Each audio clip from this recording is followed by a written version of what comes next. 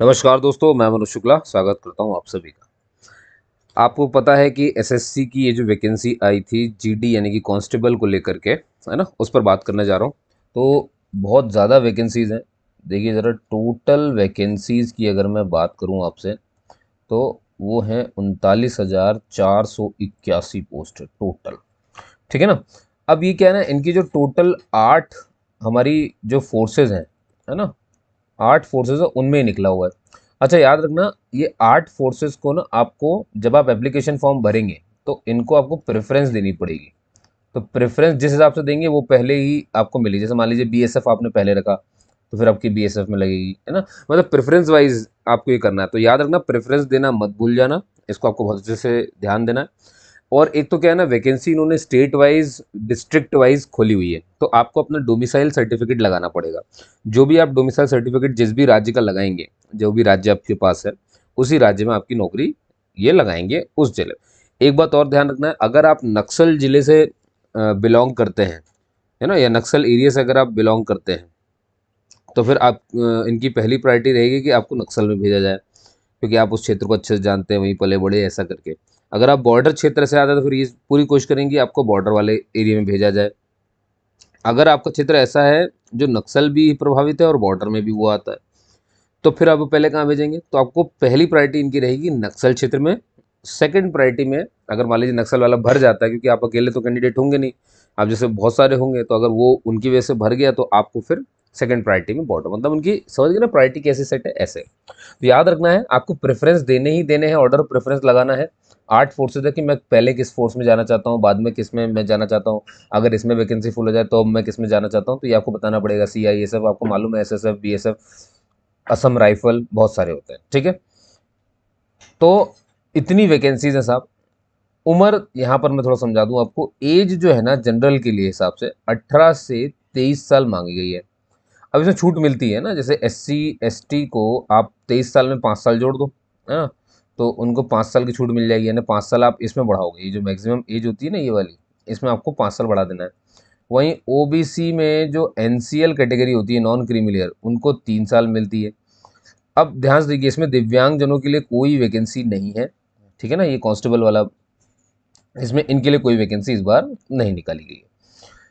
तो अब ध्यान से देखिएगा, तो इन्होंने क्या किया, central armed police force CAPF और एसएसएफ, इनमें कांस्टेबल की भर्ती हो रही है। और वहीं आप देखोगे कि राइफलमैन की हो रही है असम राइफल में, और सिपाही की भर्ती हो रही है नारकोटिक्स कंट्रोल ब्यूरो में, यानी कि एनसीबी में। क्लियर है कहानी, है ना। तो आप कुल मिला के देखेंगे टोटल 8 फोर्सेज हैं जिनके ऊपर ये वैकेंसीज ओपन हुई है। ठीक। तो मैंने कुछ बात आपको बताई है डोमिसाइल वगैरह की, जरा उनको ध्यान रखिएगा, है ना, वहाँ पर आपको मेंशन करना पड़ेगा। एक बात और है, जैसे मान लीजिए कि अगर आप ओवरऑल मेरिट लिस्ट में आपका नंबर आता है, सपोज करो कोई बंदा है जो एससी एसटी का है, और वो ओवरऑल जो मेरिट लिस्ट निकलती, फाइनल मेरिट लिस्ट, है ना, उसमें वो कहीं टॉप 100 या इनमें है, या ऐसे कहीं पर है, तो उसको एससी एसटी की कैटेगरी से जॉब नहीं मिलेगी। मतलब उसको वो वाली पोस्ट नहीं मिलेगी, मतलब वो रिजर्व्ड पोस्ट नहीं मिलेगी जो एससी एसटी के लिए रिजर्व्ड है, क्योंकि उसने ओवरऑल मेरिट लिस्ट में वो रहा है ना, तो उसको मिलेगी अनरिजर्व्ड वाली सीटें, मतलब उसको जनरल वाली सीटें ऑफर्ड होंगी। मेरिट के हिसाब से जो सीटें मिलती हैं वो वाली ऑफर होंगी। एस सी एस टी को कौन सी वाली मिलेंगी, जो इस कैटेगरी के थ्रू भरते हैं। समझ गए ना मेरी बात, ना, तो ये ध्यान रखना है। मतलब भरते दोनों है, फर्क ये पड़ता है कि उसने क्या ओवरऑल टॉप कर दिया है। तो ओवरऑल टॉप करने के बाद वो S C S T category नहीं लगेगी, अब उसके ओवरऑल रैंक के हिसाब से जो पोस्ट बनेगी वो मिलेगी। क्लियर है, ये बात समझ गए होंगे। बाकियों के लिए जो कैटेगरी वाइज भरते हैं, तो उनका तो कट ऑफ वगैरह भी वैसे ही बनेगा ना, तो इसलिए ऐसा है। ठीक है। अगर समझ में नहीं आया तो टेंशन लेने की ज़रूरत नहीं है, आप तो उस पेपर दो। आगे देखो, इसकी डेट वगैरह ऐसी है। फॉर्म जो है वो ओपन हुआ है 5 सितंबर से, 14 अक्टूबर लास्ट डेट है। 14 अक्टूबर भर गया, आपने फॉर्म भर दिया। लेकिन दिक्कत क्या होती है कभी कभी कि भाई फॉर्म में कुछ करेक्शन चाहिए होता है, हो सकता है कुछ गड़बड़ी हो गई हो, तो ये विंडो भी ये ओपन करेंगे, करेक्शन वाला, ध्यान देना, ये ओपन कर देंगे। ये 5 नवंबर से ओपन रहेगा और 7 नवंबर तक आप इसे भर सकते हो, यानी नवंबर में होगा ये पोर्टल ओपन होगा। लेकिन ये उन्हीं के लिए ओपन होगा जिन्होंने फॉर्म भरा है, उनके लिए नहीं जिन्होंने फॉर्म नहीं भरा है। ठीक है ना, तो इसका थोड़ा सा ध्यान रखेंगे। पेपर आपका जनवरी फरवरी 2025 में होगा, तो काफ़ी अभी टाइम बचा है आपके पास, अच्छी तैयारी आप कर सकते हैं। ठीक है ना। अब इसमें देखिए जो चीज़ें होती हैं वो तो कुछ ऐसी हैं कि भाई जो आपका सिलेक्शन है ना, सिलेक्शन प्रोसीजर कुछ इस तरह से है। पहले ही आपका कंप्यूटर बेस्ड टेस्ट ले लेंगे, जो इसको क्वालिफाई कर ले। अब इसकी क्वालिफिकेशन को समझिए ना, इसमें क्या है कि जैसे मान लो अगर आप जनरल वाले हो, ठीक है, तो आपको लाने पड़ेंगे 30% मार्क्स। ठीक है ना, अगर आप ये ले आए तो आप क्वालिफाई हो, अब आप अगली स्टेज में जा सकते हो। ये पहली स्टेज है सीबीटी, सीबीटी यानी कंप्यूटर बेस्ड टेस्ट। इसमें जनरल को 30% नंबर लाने हैं, वहीं ओबीसी को लेकर के आने हैं 25%, और वहीं पर एससी और एसटी को लेकर के आने हैं 20% मार्क्स। ठीक, ये इसका मतलब हो गया। इसमें एक और फायदा मिलेगा उनको जिनके पास एनसीसी सर्टिफिकेट है ना, जिनके पास एनसीसी सर्टिफिकेट है। अब उसमें भी 3 तरह के सर्टिफिकेट होते हैं, जैसे कि आप देखोगे है ना, मान लो कि ये सीबीटी का ही फर्स्ट स्टेज है, लेकिन अब अपन बात करते हैं जिनके पास एनसीसी, अगर आपके मान लीजिए एनसीसी का सी सर्टिफिकेट है तो आपको 5% की छूट मिल जाएगी। अगर आपके पास एनसीसी का बी सर्टिफिकेट है तो आपको 3% की छूट मिल जाएगी। और अगर आप वही आपके पास एनसीसी का ए सर्टिफिकेट है तो आपको 2% की छूट मिलेगी। ठीक है ना, ये मार्क्स में छूट होती है, इसको ध्यान रखना।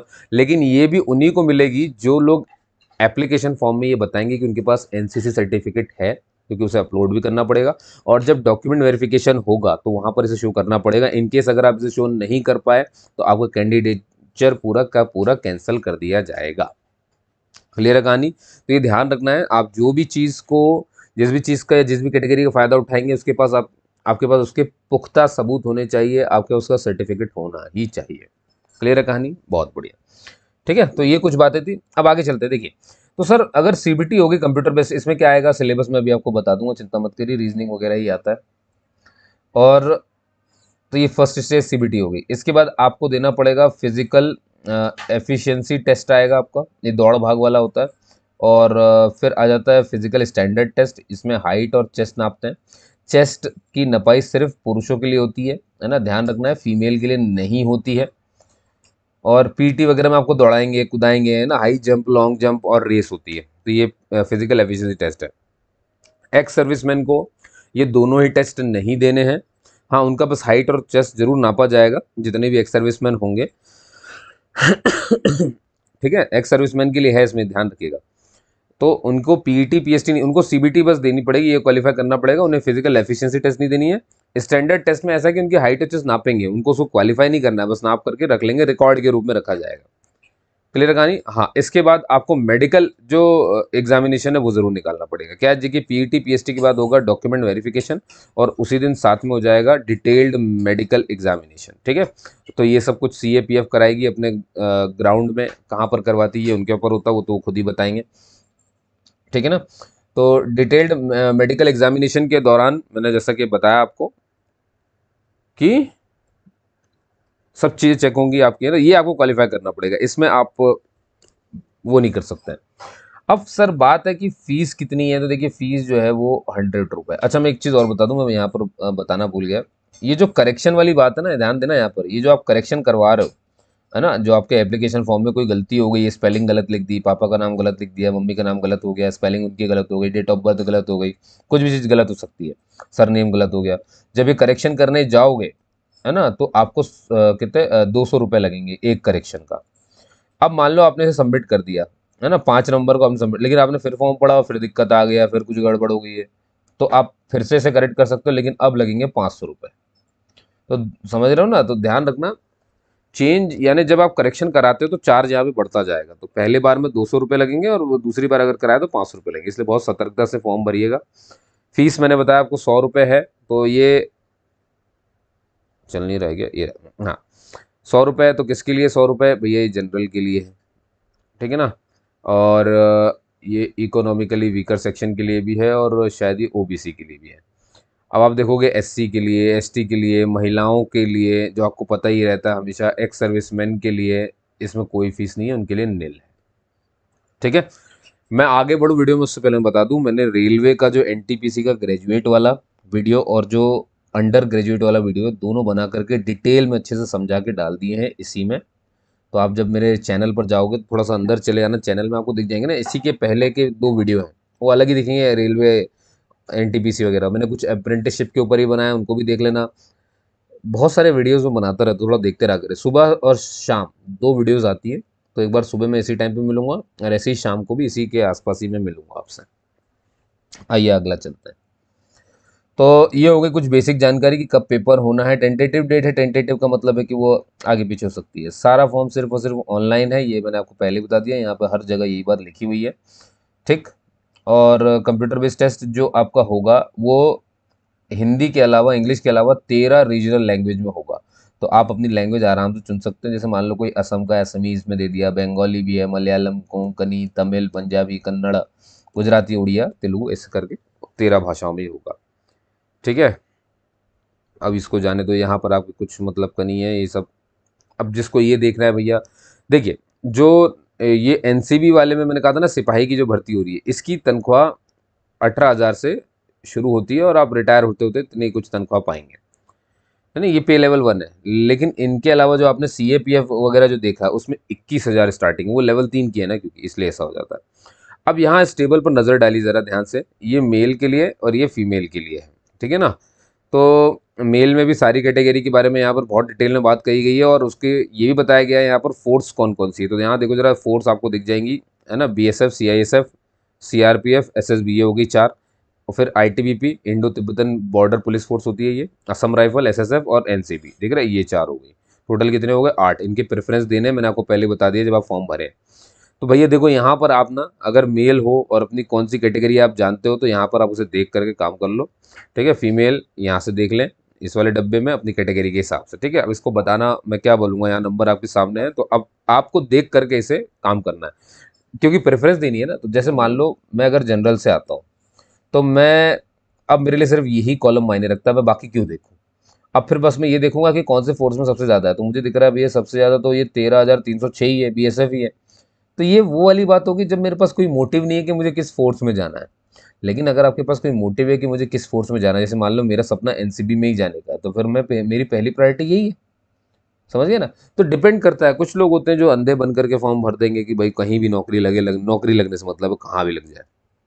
कुछ होते हैं जो थोड़े से मोटिव वाले लोग होते हैं, मिशन वाले लोग होते हैं, इनका मिशन होता है कि मुझे यहीं जाना है, यहीं सेवा करनी है। तो ये तो तभी हो सकता है जब आप उस फोर्स के बारे में जानते हो, आपके घर में उससे जुड़े हुए कुछ लोग हो, या आपने कुछ वीडियोस देख करके इन्हें समझा हो। तो सर्च करो इन सारी 8 के 8 को, पहले देखो इनके अंदर क्या होता है, कैसी जॉब है। ये नहीं होना चाहिए कि आप वहाँ फ्रस्ट्रेट हो रहे हो जाकर के। तो पहले आप इन्हें देखो, सुनो, समझो, फिर निर्णय लो, और फिर प्रेफरेंस डाल दो। थोड़ा सा वर्क करिए, होमवर्क करना बहुत जरूरी है, बिना होमवर्क के तो आप कुछ भी नहीं कर सकते।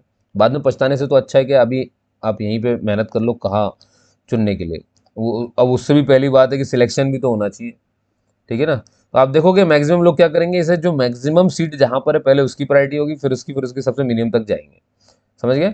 लेकिन जो बच्चे थोड़े से डेडिकेटेड होते हैं कि यही फोर्स चाहिए, तो वो फिर आप उनका प्रेफरेंस अलग रहता है। तो आपको किसी का प्रेफरेंस कॉपी नहीं करना, आपको ये खुद देखना पड़ेगा आप किसके लिए जाना चाहेंगे। एक्स सर्विसमैन के लिए 10% की वैकेंसीज है, सबको पता रहता है, ठीक है। और मैं एक बात बता दूं, अगर एक्स सर्विसमैन के कोटे से 10% का कोटा है ना उनका वैकेंसी में, अगर ये एक्स सर्विसमैन से नहीं भराती है, तो फिर ये भरा जाएगी नॉन एक्स सर्विसमैन, मतलब ये जनरल कैटेगरी है और इन सबको ये सीट दे दी जाएगी, तो ये उनके थ्रू भराई जाएगी, ऐसा होता ही है, ठीक है। और यहाँ पर ये सब लिखा हुआ डोमिसाइल वगैरह, अगर आपने ये किया, इनका ये कहना है कि इसमें मैं मोटे तौर पे आपको समझाता हूँ, इतना पढ़ोगे आप परेशान हो जाओगे। अगर आप दूसरे स्टेट से आते हो, मतलब आप मान लो जैसे मध्य प्रदेश को, तो आपका डोमिसाइल मध्य प्रदेश का है। अब आप राजस्थान के एरिया से फॉर्म भर रहे हो, लेकिन डोमिसाइल मध्य प्रदेश का है, ठीक है। तो अब यहाँ जब आप थे अपने राज्य में, तब आप अगर जनरल कैटेगरी के हो तो दिक्कत ही नहीं है, क्योंकि हर जगह फिर आप जनरल कैटेगरी के ही हो।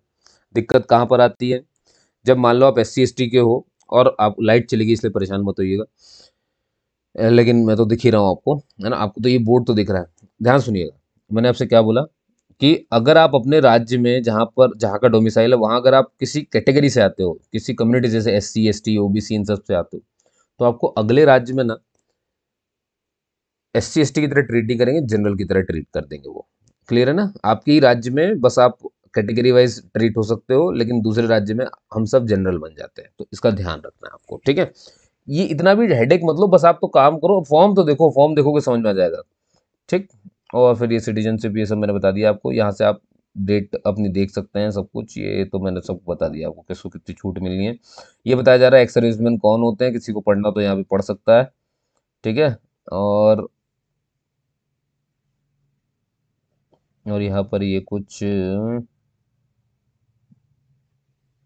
क्या लिख दिया इनने कि category will not be entertained and their candidature application will be considered under unreserved category. वही मैं कह रहा था आपसे, जो मैं समझा रहा था आपको कि इन सबको किस कैटेगरी में समझा जाता है, अनरिजर्व में समझा जाता है ना। स्टेट के बाहर तो हम सब वही बन जाते हैं, ठीक है। ये सब डोमिसाइल वही वही बात लिखी हुई है हर जगह।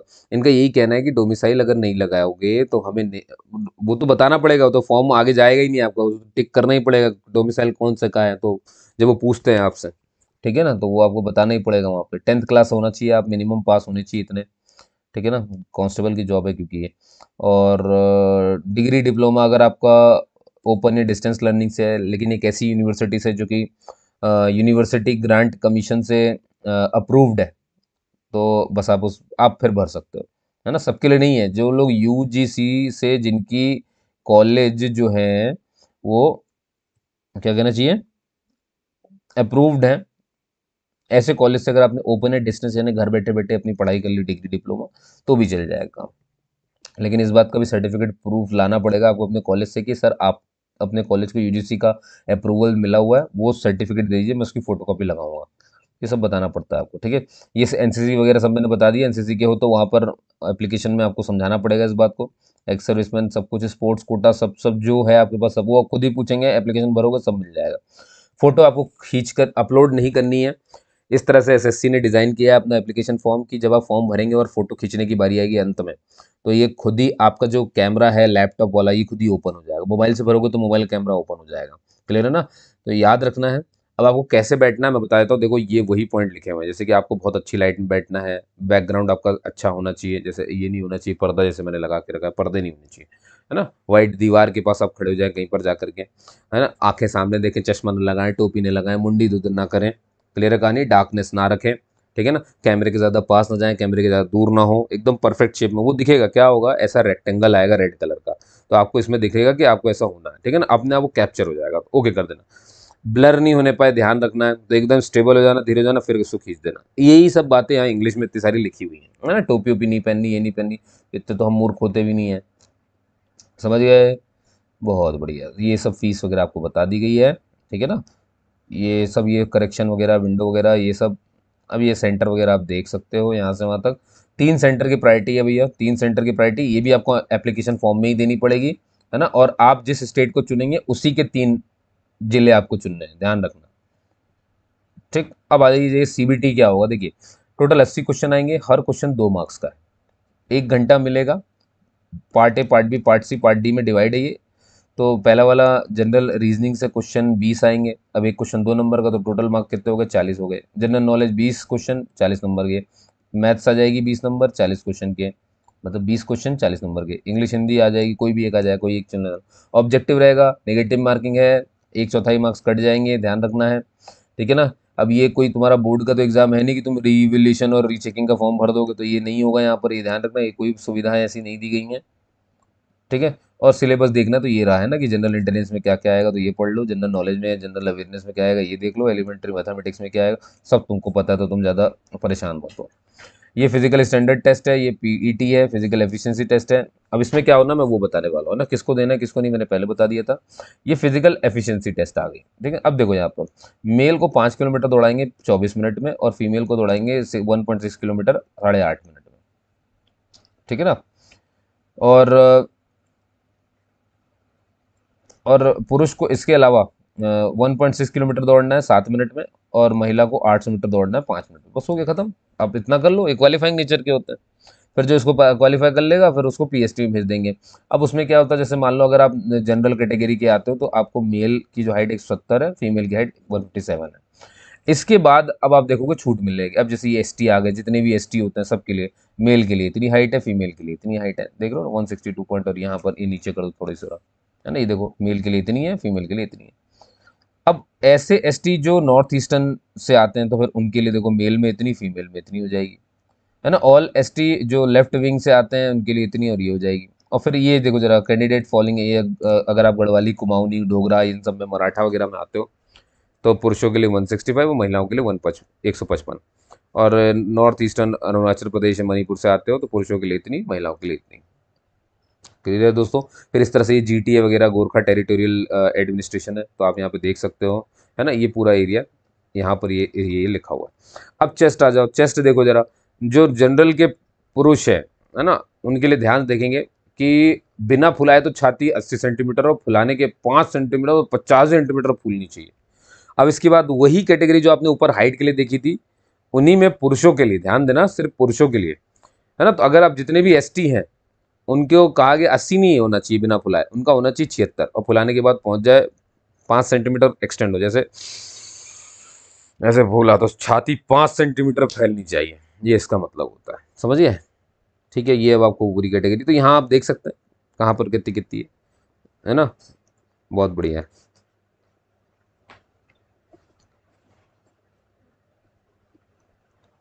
और ये भी मैंने आपको बता दिया था, है ना, कि मिनिमम क्वालिफाइंग मार्क्स कितने रहेंगे, तो ये आप देख सकते हो, एनसीसी का भी सामने लिखा हुआ है। ठीक, सब कुछ मेरे ख्याल से डिटेल में ही है। और ये बताया गया, देखो जरा ध्यान से, ये प्रायोरिटी देखो, ABCDEFGH टोटल 8 है, प्रायोरिटी वाइज जमा देना, यही यहाँ पे लिखा, ऑर्डर ऑफ प्रायोरिटी मस्ट है, नहीं दी तो दिक्कत हो जाएगी। मैंने आपको शुरू में ही बताया और अभी बता रहा हूँ, ध्यान से देख लो। एक बार आपने अगर कोई भी डोमिसाइल अपना स्टेट डाल दिया तो उसको चेंज नहीं कर सकते आप, ना आप जिला चेंज कर सकते हैं, इसका भी बेहद ध्यान रखेंगे, ठीक है ना। और ये सब बताया जा रहा है मेरिट लिस्ट वगैरह के बारे में, जो मैंने आपको पहले ही बता दिया है। ये नक्सल वगैरह का ये था जो था, वही मैंने आपको पहले बता दिया। और फिर ये सजाएं, है ना, सजाएं सुनाई जा रही हैं, अगर तुमने चीटिंग करी तो ये कर देंगे, वो कर देंगे, इतने साल में जेल भेज देंगे, क्या कर देंगे। एक ही फॉर्म भरना है, ये भी आपको पता है। जब आप वहाँ जाएँ तो अपने पास 2 पासपोर्ट साइज़ कलर फोटोग्राफ ज़रूर रखें और एक आईडी ज़रूर रखें अपने पास, है ना, तो ये तो आपको पता रहता है। और ये एग्जामिनेशन के एक कुछ मतलब का नहीं, आगे बढ़ो तो, ठीक है ना। अब फिर ये प्रोसीजर है कि फॉर्म कैसे भरना है, तो वो यार वन टाइम पासवर्ड और ये सब करना पड़ता है, ये देखो जरा, ये वही है ना, कि कैसे आपको ये करना है। तो मैं सबसे बढ़िया ये कहता हूँ, आप खुद से ट्रैक करो ही मत, आप सबसे बेहतर है आप चले जाओ ऑनलाइन और उससे भरवा लो, अपना टाइम बचाओ, टाइम ही बहुत ज़रूरी है ना, सीखने के लिए और भी बहुत सारी चीज़ सीख सकते हो। कई फुर्सत में फॉर्म कैसे भरते हैं ये भी आप सीख लेना, नेट पे सब पड़ा रहता है। पर अभी ये सब ना करें जब आपको ना पता हो, है ना, खासतौर पे जब इनकी नई नई चीज़ें इस तरह से ये लॉन्च होना, कि कैसे बैठना है, क्या करना है, कुछ रूटीन नहीं होनी चाहिए। फॉर्म रिजेक्ट हो जाएगा तो आपको बुरा लगेगा, इसलिए किसी अच्छे प्रोफेशनल के पास जाकर के फॉर्म भरवा लो, कोई बड़ी बात नहीं, 100 रुपये ही ले लेगा, क्या दिक्कत हो जाएगी, पर आपको संतुष्टि तो रहेगी कि फॉर्म ठीक भरा है। दूसरी अच्छी बात ये रहती है कि प्रिंट आउट वगैरह वो सब निकाल करके ना आपको बढ़िया कर देता, तो वो मुझे ज़्यादा अच्छा लगता है, बजाय इसके कि बच्चे अपने पास पीडीएफ रखें और इंश्योर रहे कि मतलब इनसिक्योर हो कि भाई कैसे भरा हमने फॉर्म, पता नहीं चल रहा है। ठीक है, तो इसको थोड़ा ध्यान रखिए, छोटी छोटी बातें पर थोड़ा ध्यान देने के बाद फ्रस्ट्रेशन कम रहता है और सुकून जाता रहता है। ठीक है दोस्तों, तो आपने मुझे सुना उसके लिए बहुत बहुत धन्यवाद। कोई भी डाउट हो, परेशानी हो, आप मुझसे बिल्कुल यहाँ पे कमेंट करके पूछ सकते हैं, मेरे पास जैसे ही मौका होगा मैं जवाब ज़रूर दूंगा। जिनके जवाब नहीं दे पा रहा हूँ वो बुरा ना माने, धीरे धीरे मैं जवाब दे दूंगा आप सभी के, है ना। थोड़े से डिले हो जाता है पर कोई बात नहीं, चलिए, धन्यवाद।